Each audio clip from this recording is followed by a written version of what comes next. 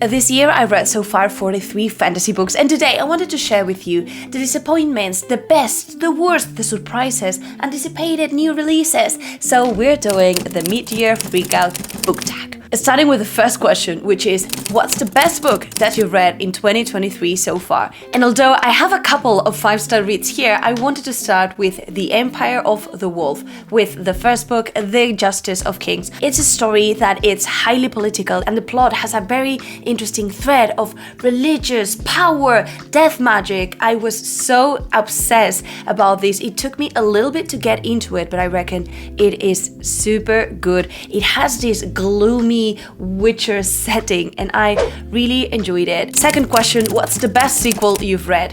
And I can only say Jade Legacy. This is the conclusion of the Greenbone saga, and it's not only a little bit of a chunky, but it's fantastic. It really changes how this story is written as you compare it with the other books in the saga, and it is the best ending that a book can have. I think it is phenomenal. This is my favorite completed trilogy of all time, and I am in love with everything that happens here. It's again very political, but we will have these family dynamics, there's power at stake, and in this last installment we will get to see the repercussions of the war that we are starting to see in the first books. However, I also really enjoyed The Bone Shard War, which is the conclusion of the Drowning Empire by Andreas T. Ward. It is not as strong as the Greenbone saga for me, but it was honestly a great book. It was my most anticipated release of this year, and it's a story that blends sci-fi, fantasy, horror. It has an incredible hard magic system, and even if it wasn't my favorite book in the trilogy, it was pretty solid. Third question is, what's a new release that you haven't read yet but that you really want to? And for that I have two options here. The first one is Untethered Sky by FONDA. So in love with the Greenbone saga, or the book by her. It's short, it's a novella.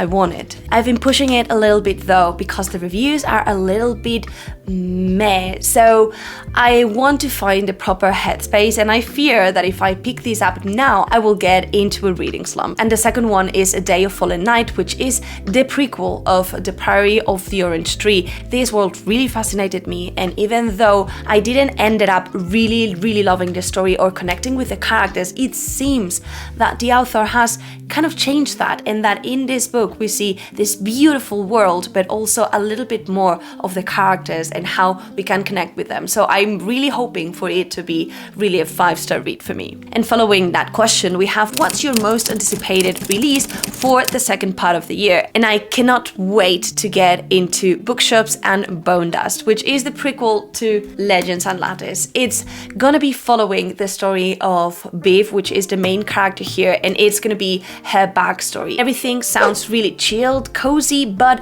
with a tad more epicness to the story, which it's just everything that I want, and I cannot really wait. But let's get into the juicy question, which was my most disappointed read of this year. And sadly, I need to say that it was Secret Project number 2 by Brandon Sanderson. This was something that I was really expecting to really love. It had lots of tropes that I am in love with. We have this character that has lost his memories. We also have this alternative world in medieval England. It has a little bit of the Norse mythology, and it's supposed to be a very funny book, and I really enjoyed those elements, but then I wasn't able to connect with the characters. The story seemed very rushed, and it just really failed for me. I was so mad with myself for not liking this book, for not enjoying it, and I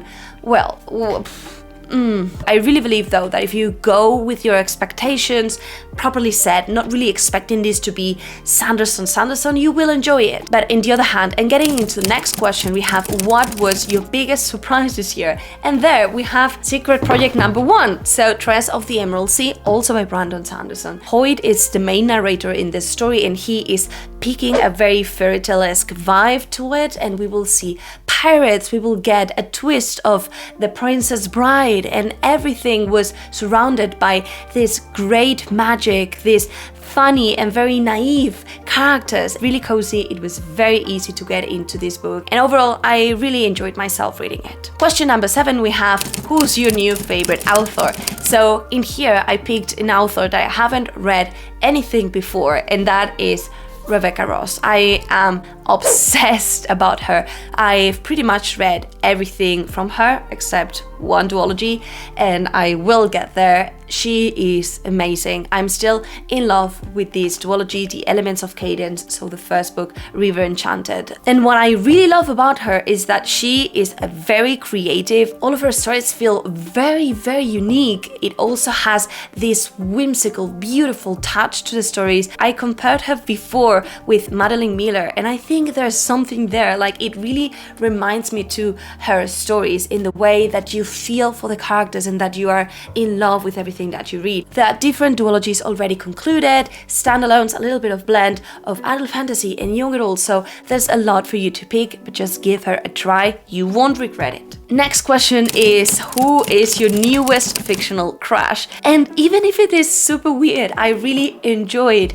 Emily for the book Emily Wilde's Encyclopedia of Fairies. This is a story that for me had lots of similarities with An Enchantment of Ravens plus Half a Soul. And what I really liked about this story, it's the main character. She is very set in what she wants to do. She is very focused. She is naive. She is really smart. And I thought it was phenomenal how she reacted to everything that happened. And I'm really holding her really close to my heart. Question number 9 we have, which is my newest favorite character? And here, and I don't want to get into lots of spoilers, but I want to say the dragons from Fourth Wing. So Fourth Wing, military setting with dragons involved, and there are a couple of dragons that I am in love with them. They are moody. One of them is super naive, the other one it's grumpy, and I just live for these characters, and they are my favorite as of now. Question number 10, book that made me cry. And even though I haven't really cried, like sobbed as I did with Sword of Kagan, I have 2 books here. The first one, Jade Legacy, which we mentioned before. This conclusion, it's everything that I wanted, but at the same time, it broke my heart, and it was so hard to read some pages. It made me really teary and very, it is so good. And the other one, it's Manacled, which is fan fiction for Harry Potter, and in this world Voldemort has won, and the aftermath, it's something really terrible, something really dark, and it really depressed me. There were some scenes that were really heartbreaking in the sense of seeing your characters suffering so much. It's a story that I am recommending if you're aware of those trigger warnings, because it was surprisingly good, but it's also a pretty sad story. On the other opposite of the spectrum, we have with question 11, book that has made you happy. And in here I have 2. The first one is In the Lives of Puppets by TJ Klune. So this is in theory a Pinocchio retelling, although very loose. I hate Pinocchio, love this. And especially what I really loved about this story is the robots. The main thread I wasn't really interested in, and the main character, it was very meh.